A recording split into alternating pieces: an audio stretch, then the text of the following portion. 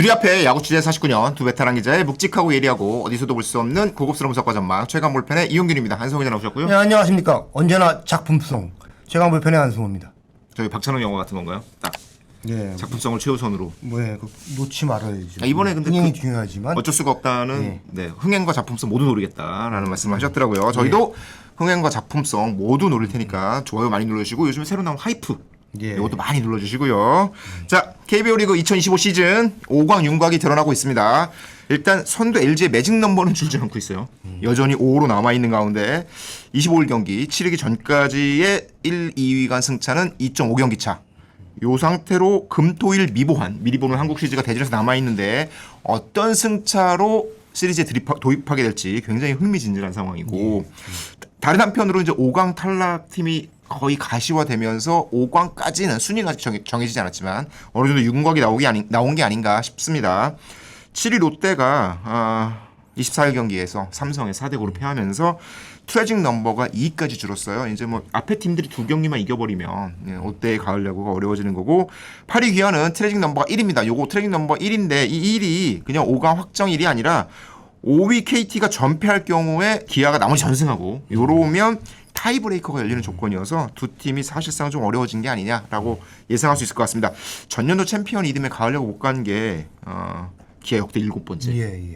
흔한 일은 아닌데 좀 아쉬운 결과를 낳게 됐고요. 엘로키 동반 가을 야구 기대를 많이 모았었는데 이렇게 또 어려워지는 흐름입니다. 후반기 시작할 때만 해도 엘로키 동반 가을 올해는 가능하다 이런 흐름이었는데 두 팀 후반기 출발선에서만 하더라도 저희도 뭐 방송을 많이 했지만 5강 안착은 무난할 것으로 보였죠. 어떤 그 안에서의 그 줄서기가 될지 그게 좀 관전 포인트였는데 시즌이 길다는 생각을 다시 하게 됩니다. 야구는 어떤 일이 벌어질지 모른다. 어떤 흐름이 요동칠지 모른다는 생각 다시 한번 하게 되고요. 기억하시겠지만 7월 17일 후반기 개막 기준 순위표는 3위 롯데, 4위 기아, 5위 KT였어요. 롯데가 2위 LG의 한 경기 차였고 기아는 롯데의 1.5경기 뒤진 4위. 하지만 후반기 시작을 했고 24일까지 9월 24일까지 성적을 보면 이 기간 동안 롯데가 18승 3무 29패 기록하면서 마이너스 11. 승률이 0.383으로 같은 기간 9위고요. 기아가 18승 1무 31패로 승률 367. 같은 기간 10위예요. 그러니까 후반기 들어서는 그 롯데와 기아가 가장 낮은 승률, 키움보다도 더 낮은 승률을 기록했거든요. 이러다 보니까 결국은 가을 야구가 좀 어려워졌는데요. 두 팀이 무너진 배경 좀 살펴보지만 이것보다도 앞으로 어떻게 할 것인가, 다음 시즌을 위해서 어떤 준비를 할 것인가 이런 거 위주로 좀 살펴보도록 하겠습니다. 지난 건 지난 거니까 앞으로 어떻게 될지 이런 게 좀 중요하겠죠. 그렇습니다. 시즌 전에 구단별로 시나리오가 있잖아요. 내부에서 바라보는 그 시즌 플랜이 있고 밖에서 보는 뭐 이 팀이 어느 쪽으로 흘러갈지 좋은 것과 나쁜 것을 뭐 베스트다, 워스트 시나리오다 이렇게 나누는데 대부분은 베스트도 아니고 워스트도 아니고 그 중간 어디쯤에 노멀 시나리오 정도 그 정도로 나타나는 게 보통인데 일반적이죠. 기아는 진짜 지난해 올해를 거치면서 극과 극을 달린 것 같아요. 지난해는 베스트 시나리오에 가까웠죠. 그렇죠. 정말 모든 게 다 달렸죠. 외국인 투수 교체 이슈가 하나 있긴 했습니다. 그러나 제임스 네일이 정말 리그 톱 에이스로 기대 이상의 활약을 했고요. 게다가 부상 뒤에 돌아와서도 너무 잘 던졌고요. 슈퍼스타 김도영이 탄생했죠. 그 정도로 성장할 줄은 예측을 못했었고요. 여기에 뭐 불펜에서는 곽도규라는 똘똘한 자완이 활약을 했었고요. 그러니까 계산에서 플러스 되는 요소가 엄청 많았죠. 여기에 최용우를 중심으로 고참 라인이 자기 기량을 100% 또는 120% 발휘를 대부분 해줬어요. 그러다 보니 그 마이너스 요인 없이 지키는 부분이 많았던 거죠. 그런데 그 말씀드렸지만 올해는 월스트. 부상이 진짜 많았어요. 최악으로 갔습니다. 김도영, 곽도규 같은 카드가 사실상 사라졌고요. 여기에 베테랑 최영우 선수 빼고는 대부분이 공백기가 길었어요. 부상 때문에. 여기에 이제 FA 시장에서 장현식 선수가 떠나고 조상우 카드를 잡잖아요. 사실 잡을 때만 해도 엄청난 기대가 됐죠. 어떻게 조상우로 데려올 수 있었냐. 맞습니다. 이런 느낌이었는데 이 대목에서 마이너스보다는 플러스 효과가 당연히 클 것으로 대부분이 전망을 했는데 결과는 달랐죠. 맞습니다. 그러니까 뭐 플러스 요인이라면 한평 타이거즈 멤버, 그러니까 5선으로 대표로 이런 선수들이 전반기 막판 막 올라오면서 팀의 희망이 되고 힘이 됐는데 이 대목을 빼고는 플러스 요소가 거의 없었어요. 마이너스가 너무 컸어요. 예, 그러니까 전반기 특히 마지막 시리즈죠. 하나와 3연전 그리고 후반기 시작해서 홈으로 돌아와서 그 LG와 3연전. 여기서 역전패가 너무 컸고요. 실제로 그 경기가 뒤집히는 과정에서 뭐 공격력이 아쉬운 측면도 있겠지만 마운드 쪽이 조금 아쉬웠잖아요. 예, 그러니까 제가 투수 전문가인 최은호 SBS 스포츠 해설위원한테 전화를 한번 드려봤어요. 네. 그래서 저도 전반기 끝날 시점 그리고 후반기 들어서 기아가 너무 잡을 수 있는 경기를 놓치는 횟수가 뭐 대부분 구단이 그런 경우가 있지만 너무 잦은 거예요. 맞아요. 그래서 그 불펜 그런 구위와 그런 뭐 구성 그리고 경기력에 대해서 한번 어떻게 바라봤는지 좀 물어봤어요. 그랬더니 이런 얘기를 하더라고요. 그러니까 마무리 정혜영이 좀 부각되긴 했습니다. 정혜영의 부진이. 네. 그렇지만 정혜영 선수보다는 조상우, 네. 전상현, 뭐 최지민 선수, 자완이죠. 이런 선수들이 대부분 계산보다 피칭 내용이 좋지가 않았다. 예, 그게 어떻게 보면 불펜 한 시즌 치르면서 하나하나 이제 미치잖아요. 맞아요. 예, 다음 이닝에 그 여파가 되고 도미노로 나타나는데 그 점을 보고요. 국내 선발에서도 양현종 선수나 김도현 선수, 우리 김도현 선수 잘하긴 했지만 네. 지난해 국내 선발보다는 미약했다. 좀 약했다. 선발 이닝이 짧아지면 불펜이 네. 늘어나고 그거는 불펜 평균 자책의 상승으로 이어진다는 걸 저희가 맞습니다. 추가목편에서 여러 번 말씀드렸잖아요. 그러니까 성형탁이라는 뭐 플러스 요인이 있었지만 그 대목을 빼면은 마운드도 계산하고는 많이 달랐다는 거죠. 예. 이봉호 감독이 정말 극과 극을 달린 2년을 보낸 것 같아요. 그러니까 지난해 캠프에서 갑자기 감독이 돼서 맞아요. 뭐 인생 극장 찍듯이 한 해는 천국, 네. 한 해는 이제 지옥의 맛을 본 것 같은데 진짜 비싼 비용을 지불하고 수업 시간을 보낸 거 아닌가 이런 생각이 듭니다.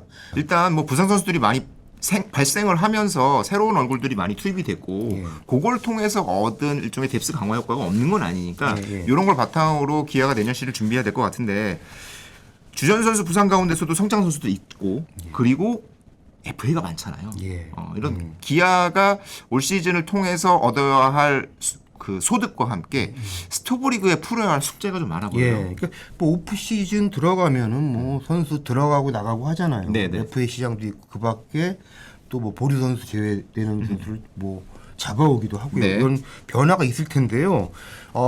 기아는 지금 그보다는 바닥부터 분위기를 다져갈 것 같습니다. 그러니까 들리기는요. 네. 저 캠프지부터 과감하게 바꿀 것 같습니다. 오, 지난해 우승하고 기아가 비즈니스 타고 예. 미국 얼바인으로 갔잖아요. 그렇죠. 뭐 우승의 맛 예, 그러면서. 뭐 그때 이용균 기자가 뭐 얼바인에서 전 1년 생활했잖아요. 제2의 고향입니다. 1년. 예, 제2의 고향이라고 해서 저희 그 시청자들한테 빈축을 많이 샀죠. 저도 들으면서 불편했는데 참 이렇게 안 나타내려고 좀 애를 썼는데요. 얼바인. 예, 그 좋은 네. 곳인가 보죠. 미국 얼바인. 뭐 교민들도 되게 많이 살고 예, 날씨도 거기로 좋고. 네. 그곳을 1차 캠프로 갔고 말씀하셨듯이 그 비즈니스석 맞아요. 에서 아주 편안히 비행을 한 건데 이번에는 구단이 네. 그 일단 확정은 안 됐습니다만 알아보고 있나 봐요. 여러 각도에서. 그래서 일본 쪽 그것도 네.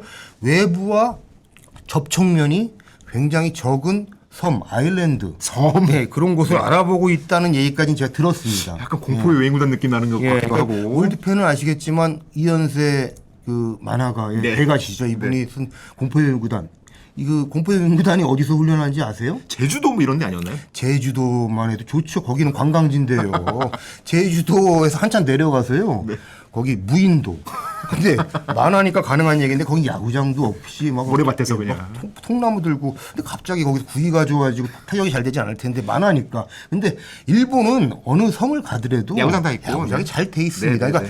뭐 어디일지는 제가 이제 뭐 확정적으로 말씀드릴 수 없고 음. 그 뭐 결정에 대한 발표를 하겠죠. 다만 선수들한테 우리 캠프지 어디 간다 하면 지도를 찾아볼 거 아니에요. 근데 보기만 해도 혀끝에서 쌉싸름한 맛이 감도는 그 정도로 척박한 곳으로 가서 뭔가 메시지를 주고 강도 높은 훈련을 하지 않을까 뭐 이렇게 좀 들리고 있습니다.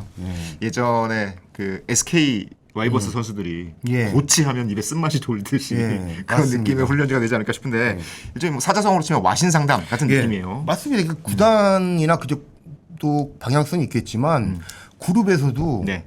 신상필벌이잖아요. 말씀하셨듯이 성적을 내면 이만한 대우를 하지만 결과가 없을 때는 네. 내지 못할 때는 이렇게 처분한다는 메시지 주는 거죠. 예, 프로는 냉혹한 겁니다. 아. 예. 근데 지켜봐야죠. 갑자기 얼바인으로 바뀌진 않겠죠. 아이 이제는 어려울 것 같아요. 예, 또 가면 예. 그거는 우승이 아니라 지금 8위가 유력한데. 네, 그렇습니다. 일단 이코노미석은 확정된 것 같습니다. 예. 자, 요것과 함께 이제 예. 뭐 캠프 준비도 조금 더 어떤 자극을 주고 예. 절실함을 채우는 과정 쪽으로 이루어질 것 같고, 요거에 더해서 FA들도 되게 많잖아요. 그래서 기아는 내부 FA만 6명이 있어요. 네. 그러니까 박찬호, 최영호, 양현종, 조상우 그리고 한승택, 이준영 선수까지 있는데요. 네. 뭐 이 선수들이 전부 뭐 FA 신청을 할지 여부는 아직 모르겠습니다. 네. 다만 뭐 구단 입장에서는 내부 자원을 묶는 방향으로 가지 않을까. 그리고 그 중에서도 일단 현장에서는 박찬호 선수 잔류에 우선 신경을 쓰는 분위기 같아요.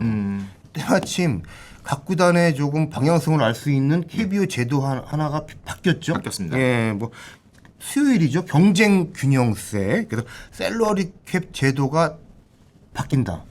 그 내용을 발표를 했잖아요. 맞아요. 네. 쓸 수 있는 총액을 뭐 쉽게 말씀드리자면 늘린 거잖아요. 네, 근데 연봉 총액을 늘렸죠. 근데 거기에 눈에 띄는 그 항목 하나가 예외 선수 제도. 그 이름을 고민하다 잘 못 정하고 결국 예외 선수 제도로 붙인 것 같은데 네. 입에 잘 안 붙죠. 예외 선수 제도. 뭐 예. 팬들은 이제 레리 버드 룰이라고 예. 많이 얘기를 하죠. NBA에서 처음 예. 시작된 근데 규정이니까. 요 룰에 따라서 첫 계약을 하는 선수가 나오면은 대박 계약을 터트리면은 그 선수 이름이 붙일 수도 있겠죠. 미디어가 좀 붙여주는 거니까. 예. 그런데 하여튼 내용은 네. 프랜차이즈 선수 한 명을 그 선수에 한해서는 연봉 총액을 셀러리 캡 그 총액에서 제외시켜 주는 네. 거잖아요. 각 구단이 주력 프랜차이즈 한 명은 잔류시키는데 굉장히 유리한 길이 생긴 거죠. 주력 프랜차이즈가 옮기는 경우들이 종종 있었죠. 예. 이 팀에서 계속 있었는데 딴 팀으로 가네 이런 경우가 예. 있었으니까 그거에 대한 어떤 여론에 대한 부담도 의식한 것 같고. 예, 그렇습니까? 박찬호 선수 얘기 나온 김에 조금 더 뭐 좀 이어가자면요. 네. 뭐 박찬호 선수 유격수잖아요. 그렇죠. 게다가 1번 타자 유격수예요. 예, 그러니까 유격수다. 유격수 아쉬운 구단이 어디가 있을까? 그럼 큰 틀에서 관심을 가질 만한 구단들이 보여요. 지금 주전 유격수가 없는 팀, 약한 예, 팀. 예, 그렇습니다. 그러니까 그게 아마 구단별로 겨울에 모기업 사정 그리고 뭐 플랜 A, 플랜 B가 있을 텐데 플랜 A가 풀리는 거에 따라서 아마 결정이 달라지고 좀 변수는 있죠. 그런데 롯데, 네. 예, 그 KT 네. 이 정도가 일단 외부 구단에서는 뭐 상식적으로 생각할 수 있습니다. 롯데는 전민재라는 새로운 유격수를 트레이드로 발굴했지만 내야 뎁스에 대한 아쉬움이 늘 있잖아요. 그렇죠. 예, 그리고 KT는 올해 FA 시장에서 신부진 선수를 좀 내줬고 네. 뭐 유격수 자원을 잘 키우고 있지만 조금 더 발빠른 유격수 내야수가 있으면은 KT 목마른 부분이니까요. 그렇게 생각할 수 있는데 KT는 내부 FA 또 한 큰 또 이름 하나가 있어요. 강백호 선수. 그렇죠. 네. 그래서 아마 강백호 선수가 플랜 A 쪽에 들어와 있지 않을까 싶은데 이 계약 여부에 따라서 달라지지 않을까 그렇고요. 그 모든 구단이 FA 시장에서도 계획은 있습니다. 그럼요. 예. 네. 근데 계획대로 추진을 하거나 실행하는 건 아니고 네. 결과적에는 그 임박해서 순발력 각 구단의 어떤 판단에 따라서 결과가 달라지는 경우가 있거든요. 지난해 장현식 선수가 LG로 이동할 때도 그랬죠. 네. 예.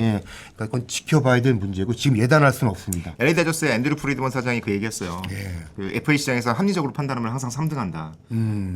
그렇기 때문에 과감한 결정이 필요한 예. 어쩔 수 없는 시장인데요. 동메달. 예. FA 관련해서는 종합적으로 정리할 시간, 뭐 앞으로 이제 스토브릭 시간이 많으니까 자기 설명드릴 수 있을 텐데 일단 규정 변화 관련해서 배경 설명을 좀 드릴게요. 저희 여기저기 이제 단장급 인사들이랑 예. 통화를 해봤더니 이번 변화에 대한 그 배경 네, 설명. 이번 규정 변경에 대한 예, 어떤 예. 배경에서 이런 규정 변경이 일어났나 얘기를 들어보니까 이제 셀러리캡 만들 때는 리그 상황이 어렵고 관중 수도 많이 줄고 그리고 몇몇 구단 같은 경우에는 지금도 마찬가지지만 이제 모기업의 사정이 좀 어려워지면서 야구단 투자가 어려운 팀들이 몇 명 있었잖아요. 그러다 보니까 우리도 자생력을 갖추기 위해서 좀 합리적인 운영을 좀 비용을 좀 줄이는 노력을 해야겠다라고 생각을 해서 선수협의 반발에도 불구하고 셀러리캡 제도를 만들었잖아요. 근데 그거를 잘 지켜나가려고 했는데 그 사이에 좀 분위기가 바뀌었어요. 코로나 팬데믹이 끝나고 나서 야구장의 관중 수가 생각보다 빠르게 늘고 있고 그리고 몇 년 전에 어려웠던 모기업 사정들이 최근 들어서 확 좋아진 회사들도 좀 있습니다. 그리고 그 주가가 사이에 올라서 그런 거예요? 경영 사정이 좋아지고 그 이제 해외에 샀던 회사들이 좋아지고 뭐 이런 여러 가지 복잡한 사정들이 있는데 어쨌건 그렇게 모기업 재정 상태가 회복이 되면서 그때는 이 셀러리 캡 필요한 거 아니야? 라고 주장했던 팀들이 셀러리 캡 있으니까 너무 힘든데 뭐 이런 느낌들을 한두 구단이 막 돌변했다는 얘기가 들리네요. 그렇습니다. 이제 태도가 바뀌면서 사실은 셀러리 캡 없애자. 여기까지 얘기가 나왔다고 그래요. 셀러리 캡 하니까 오히려 돈을 잘 못 쓰고 이렇게 어떤 선수들의 성장도 더디고 이런 거 아니냐. 뭐 이런 얘기들이 나와서 없애자고 그랬는데 그렇다 또 사정이 안 좋은 팀들이 있잖아요. 합리적 운영해야 되는 팀들이 그거 셀러리 캡 만들었는데 또 없으면 어떡하냐.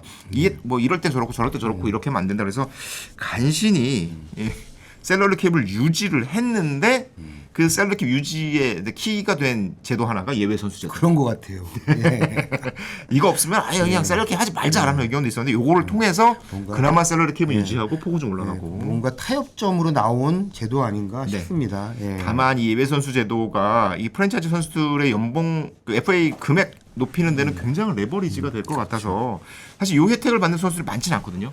그렇죠. 팬들의 응원도 있어야 되고 성적도 뛰어나야 되고 그 프랜차이즈 팀에서 굉장히 많은 성과도 낸 선수라면 사실은 매년 한두 명 정도가 나올 테고 그럼 이 선수들은 이걸 레버리지 삼아서 그 몸값을 예상보다 확 크게 올릴 수 있어요. 그래서 어제 통화한 분 중에 하나는 약간 이제 그 과장이 좀 보태졌긴 했겠지만 이 제도 때문에 박찬호 선수는 100억 갈 수도 있다.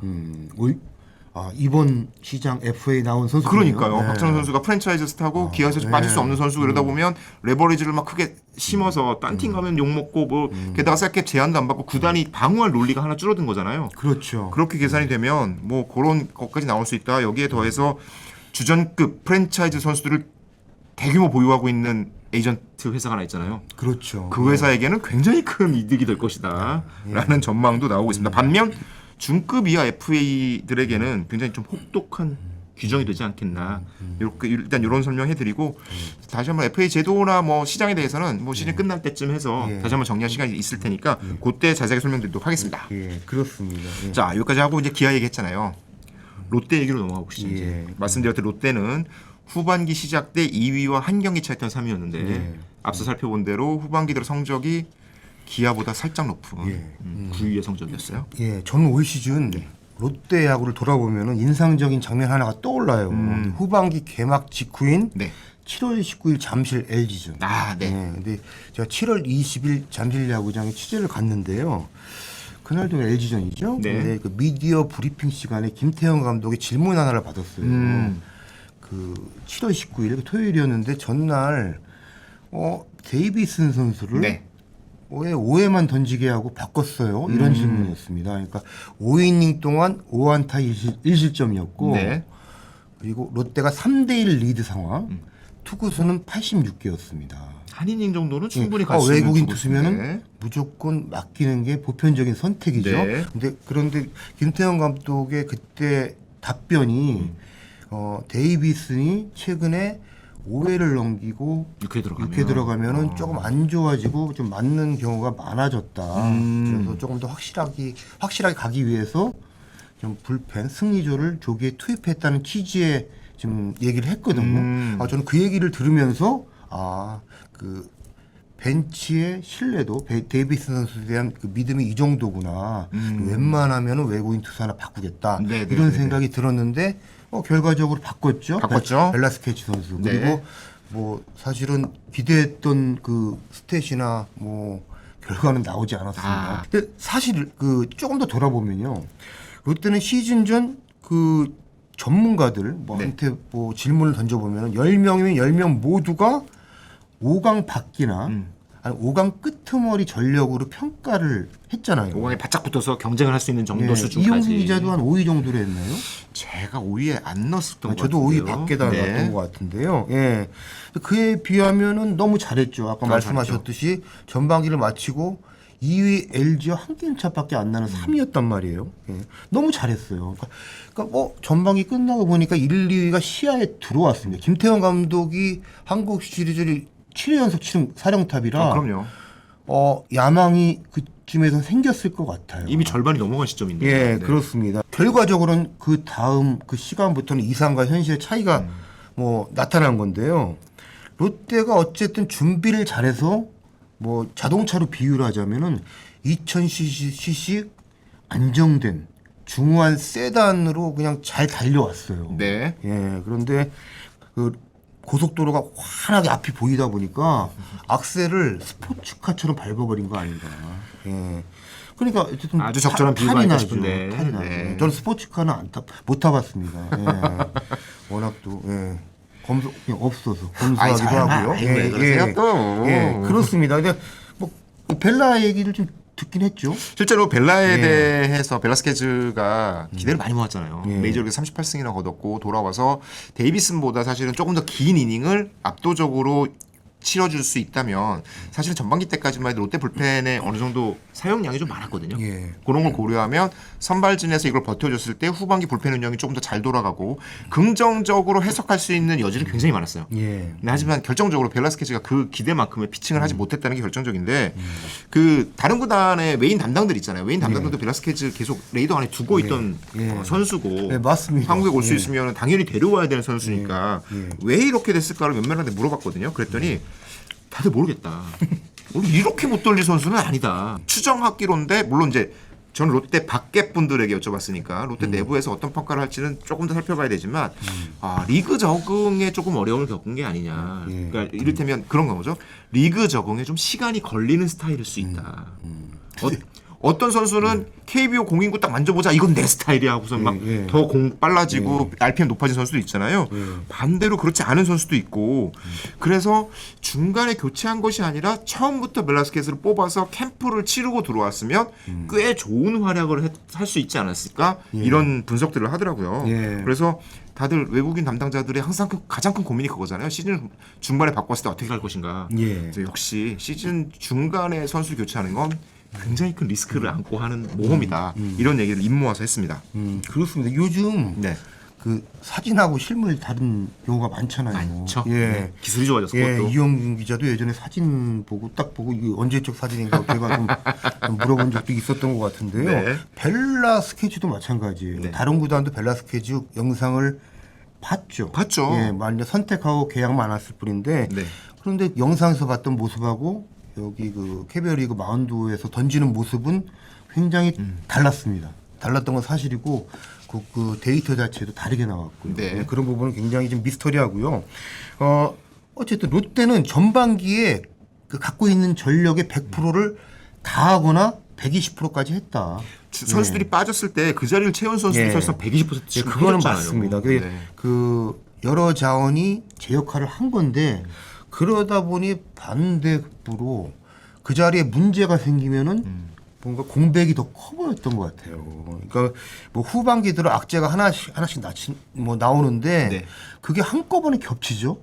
벨라스케즈라는 이름이 정말 부각이 됐는데 다른 부분에서 조금 받쳐줬으면은 조금 또 양해가 됐을 수도 있을 것 같은데요. 그러게요. 예, 뭐 나쁜 게 한꺼번에 나오다 보니까 그 벨라스케치는 구단과 현장의 선택이라는 영역이 들어가니까 뭔가 더 비난이 컸던 것 같아요. 근데 예컨대 전반기 1위였던 팀 타율이 후반기 개막 이후에 8월까지는 2할 4푼 3리 꼴찌로 추락합니다. 되게 한동안 떨어질 수는 있거든요. 예. 근데 이렇게 계속 떨어지는 거는 맞습니다. 진짜 보기 힘든 장면이었어요. 예. 그때가 하필이면 또 이제 벨라스케치 등판 시기가 맞아요. 맞물리는 네. 거죠. 그리고 또 그 기간이 말씀하셨듯이 전준호, 전민재 이런 주력 야수들이 뭐 부상 이탈 기간이고요. 투수 쪽에서는 5선발로 뭐 쏠쏠한 역할을 해주던 이민석 선수가 내림세를 타요. 네. 이거 진짜 좋았는데. 예, 그러다 보니 뭐 선발 등등 해서 구멍이 생기면서 조금 더 벨라스케즈가 그 빈자리를 채워줘야 되는데 오히려 더 마이너스가 되니까 더 커 보인 거죠. 제가 그 팀들의 부상자 명단 등재 횟수 이런 거 좀 조사를 해봤거든요. 살펴보니까 롯데가 올 시즌 부상자 명단 등록만 22차례였고 그 중에 선수는 개별로 따졌을 때 14명이나 부상자 명단이 올랐더라고요. 고승민 선수들이 자주 다치기도 했고 비교를 해보자면 LG가 선두잖아요. LG는 올 시즌 부상자 명단 등록 자체가 11번밖에 안 돼요. 롯데의 절반이고 선수로는 7명. 딱 롯데 선수보다 LG 선수의 절반 정도만 다쳤다라고 볼 수 있고요. 기아도 아까도 말씀드렸지만 부상자 명단이 굉장히 많았습니다. 부상자 명단이 25번이나 올랐고 선수는 16명이나 부상자 명단이 올랐으니까 롯데 기아가 정말 부상 때문에 굉장히 고생을 했다라고 할 수 있고 그만큼 부상 관리도 굉장히 어떤 팀 시즌 운영하는 데 중요한 요소다라고 하는데 2위 하나도 살펴볼게요. 2위 하나는 LG보다 더 안 다쳤습니다. 예. 부상자 명단은 오른 선수가 9번밖에 없었고요. 선수는 8명인데 그 중에서도 손아섭은 이 등록은 이제 한화 때 부상자 명단 등록의 일수가 약간 있지만 원래 NC에서 부상자 명단에 올라간 상태였기 때문에 8차례 7명이면 진짜 한화는 올 시즌 부상자 관리가 잘 됐다. 이런 생각이 들고요. 롯데는 이제 숙제 얘기해봐야 되죠. 이제 부상 관리도 해야 되고 뭐 FA 시장이 움직일 여지도 있긴 하겠지만 올 시즌 롯데가 풀어야 할 스토브리그 동안 풀어야 할 가장 중요한 숙제는 뭐가 될까요? 예, 그렇습니다. 제가 올 시즌 롯데 야구를 가까이서 가장 많이 본 전문가로 좀 뭐 말씀드릴 수 있는 네. 그 KNN 네. 이강길 해설위원께 전화를 드려봤어요. 거의 정경기 보시지 않았을까요? 네. 네. 이분이 1996년부터 코치 생활을 시작합니다. 맞습니다. 쌍방울 레이더스에서. 네. 그래서 아마 그 거장 감독이라는 분들하고 대부분 이제 호흡을 그렇죠. 맞춰봐요. 그렇죠. 네. 네. 그리고 거의 25년간 프로 지도자 생활을 했고요. 지금은 불꽃야구 코치로도 활동을 하시죠. 근데 이강길 위원께 좀 뭐 이런저런 뭐 대목에 대해서 좀 여쭤봤는데 네. 이 말씀하시더라고요. 그러니까 악재가 쏟아진 거에 대해서 뭐 안타까운 시선으로 조명을 하면서도요. 디테일 측면에서 아직은 상위권 팀들하고 간격이 보인다는 그 얘기를 하시더라고요. 롯데 야구의 디테일. 예. 네. 이강길 위원 전공이 네. 수비 작전이거든요. 그렇죠. 근데 3루 코치 오래 하셨고. 그러니까 중계석에서 이렇게 내려다 보면요, 여러분 TV로 보시는 거와 이제 그 보이는 범위가 다르잖아요. 그렇죠. 그라운드에서 야수들 움직임이 시야에 한 번에 들어온답니다. 이거는 예. 사실은 더가웃에서 보는 것보다 더 잘 보이잖아요. 예, 맞습니다. 그러니까 그 롯데 야수들이 확실히 훈련을 많이 했고 그런 게 결과는 보인대요. 그러니까 안정감에서는 어쨌든 발전이 확실히 보인대요. 그런데 개개인의 디테일, 상황에 따른 예, 움직임이라든가. 그러니까 부족한 게 보인다는 거죠. 가령 무사 1루나 1사 1루에서 내야 땅볼이 나와. 그래서 그 타구 속도와 타구 방향을 보면은 대번에 위에서 보면 아, 이거 병살이다. 이런 게 직관적으로 판단이 되잖아요. 그렇죠. 아, 이건 된다 안 된다가 보이잖아요. 근데 그런 장면에서 아웃 카운트를 한 개만 잡고 그 끝나는 상황이 타구단의 부위에 상대적으로 많다는 거예요. 병살이 됐어야 예. 되는데. 그 연결 동작 한두 군데서 조금 지체된 곳이 발생을 하는 거죠. 그런데 이 수비의 세련미인데, 그렇죠. 예, 그거는 야수들 개개인 기량이고 뭔가 좀 경험일 수도 있고 호흡이기도 스킬일 하고. 수도 있고 맞습니다. 네. 예, 근데 반대로 네. SSG, LG, 삼성 내야지는 그런 장면에서 굉장히 기민하고 확률이 높답니다. 그러니까 보면서 병살이다 그러면 병살로 끝나는 경우가 실제로 많다는 거죠. 예. 실제로 병살 타구를 만들어내는 게 되게 편안한 타구도 예. 있잖아요. 그냥 야수 정면으로 타서 가면 예. 되는 것도 있는데 조금 타구가 이상하게 튄다거나 예. 타구 속도가 느리다거나 예. 뭐 깊숙하다거나 이런 것들을 어쨌건 잡아서 병살을 연결시키느냐 못하느냐가 그 플레이 이후의 경기 흐름을 확 바꿀 수 있는 예. 거잖아요. 맞습니다. 뭐 아웃 카운트 하나 더 잡는 문제가 아니라 맞습니다. 투구수 문제, 그다음 투수를 오히려 어쩌면 한 명을 덜 쓸 수 있게 되는 거고. 예, 맞습니다. 병살 처리를 할 거를 못 잡는 경우에 네. 다음 타자한테 안타를 맞을 수도 있고, 그렇죠. 안타를 맞지 않더라도 말씀하셨듯이 다음 투수가 몇 개를 더 던져야 되고 그게 다음 이닝, 다음 투수한테 계속 여파가 가고 쌓이죠. 길게는 한 시즌 전체에 좀 데미지로 간다는 거죠. 네. 예, 그러니까 피로도죠. 그러니까 참고로 올 시즌 롯데 경기당 투구수가 153.8개예요. 선발 불펜 다 합해서. 예, 뭐 NC 키움에 이어 세 번째입니다. 근데 이게 사실은 뭐 병살 못 잡아서 이렇게 그렇다 해서 직결시킬 수는 없지만 네. 영향이 있는 거고 무관한 거는 아니라고 봅니다. 그리고 반대로 삼성이 그 병살 처리가 좋다고 말씀드렸잖아요. 네네. 투구수가 147.4개 평균입니다. 전체 2위고 LG가 149.5개 3위. 뭐 이렇게 나타나는 거 보면은 어떤 식으로든 연관성이 있는 거죠. 그렇죠. 여러 가지 요소가 있을 수 있겠지만 뭐 공격적인 투구를 할 수도 있고 예. 볼넷을 돌릴 수도 있지만 이렇게 아웃 카운트를 확실하게 잡아주는 수비가 뒷받침이 되면 투구수는 줄겠죠. 어젯밤에 야구 보신 팬들은 아마 확실히 느끼셨을 거예요. 병살을 하필이면 잡는- 병살 잘 잡는 LG 얘기입니다. 네. 근데 LG가 창원 NC전을 치렀잖아요. 그렇죠. 근데 6회 말 1사 1루에서 NC 도태훈 선수가 3루 땅볼을 네. 치잖아요. 근데 병살 아웃 카운트 두 개를 무난히 잡을 타이밍성으로. 그런 타구였고 타이밍이었는데 네. 저도 그냥 병살로 끝난 줄 알았는데 비디오 판도 그때 세이프가 됐어요. 다시 보니까 일루스 오스틴 선수가 이거를 그 뱅뱅 타이밍도 아니었는데 발을 이렇게 좀 이렇게 무슨 조금 더 뻗으면서 잡으려다가 그러니까 베이스를 밟고 있는 그 발끝이 떨어졌더라고요. 떨어졌어요. 네. 그게 세이프 되면서 그 2사의 주자 없어져야 될 상황이 1사 1루가 되고 그 이닝에 6점이 나잖아요. 그것도 대부분 밀어내기로 주죠. 예, 그러니까 어떻게 보면 그 4사구가 막 나오잖아요. 뭐 4사구 엄청 나왔잖아요. 어제 7연속 사사구, 7연 사사구 이런 정도로 나왔으니까 그러다가 밀어내기가 계속 나오고 이게 아까도 말씀드렸지만 병살 플레이가 되느냐 안 되느냐가 그 투수 사용, 경기 결과 그리고 나가서 한 시즌 얘기하셨잖아요. 어쩌면 이 플레이 하나가 우승을 바꿀 수 있을지도 모를 정도로 큰 결과를 나올 수 LG 있어요. 관계자들한테 무서운 소리예요, 이거. 미복한 재밌으라고 하는 얘기입니다. 그냥. 근데 말씀하셨듯이 네. 그거예요. 그러니까 그 이닝에 갑자기 6점이 집중적으로 나오고 그걸 아마 투수들도 그 불펜에서 예상을 못했을 거예요. 몸도 덜 풀리고. 마음의 준비, 몸의 준비를 못한 상태에서 줄이어 나오다 보니까 볼넷이랑 4사구, 뭐 4구까지 연달아 나오는 게 아마 영향이 분명히 있었을 겁니다. 물론 그 폰세가 최근 득판에서 흔들렸던 것이 예방 주사가 됐을 거라는 분석을 저희가 했었잖아요. 마찬가지로 이 플레이 하나 오스틴 아마 크게 깨달았을 거예요. 자기의 어떤 집중력 부족했던 플레이 하나가 어떤 결과를 낳는지. 그렇기 때문에 LG한테도 아주 큰 예방 주사가 됐을 것 같고요. 실제 병살 기록을 제가 좀 살펴봤습니다. 이제 병살 유도율이라는 게 있는데 병살 가능 상황에서 병살타를 어떻게 얼마나 높은 확률로 만들어냈느냐 이런 거를 따져보는 기록인데 이광길 위원 말대로 SSG가 1등이더라고요. SSG가 병살 유도율 11.1%를 1위, LG가 10.4%를 2위, 삼성이 9.7%를 3위거든요. 그리고 롯데는 8.1%로 그 데이터로 그대로 나오네요. 네, 그대로 나옵니다. 이광일 코치의 여기 눈썰미가 굉장히 좋다고 생각이 들고 물론 롯데보다 내야 병살타 비율이 적은 팀이 이제 한화가 8%, 키움이 7%인데 여기서 이제 이 기록을 따져다 보니까 고려해 볼 만한 기록이 하나 더 있더라고요. 데이비슨 선수는 땅볼이 좀 많아요. 아까 말씀하신 19일 날 5회밖에 못 던진 데이비슨. 전 롯데 투수 말씀하시는 거 아니에요? 그렇습니다. 전 롯데 투수 데이비슨의 병살타 유도율은 11.1%로 팀 성적이랑 다르지만 SSG 1등 성적과 같거든요. 반면 감보아는 5.8%, 벨라는 6.3%. 이게 뭐 그렇다는 얘기입니다. 뭐 구종 비율하고 주무기 차이가 있을 수는 있겠지만, 어쨌든 뭐 야구에 라면 끓이다 보면 한두 것도 없지만 데이비슨이 계속 있었으면 어땠을까라는 상상을 계속 하게 돼요. 맞습니다. 그러니까 너무 좋을 때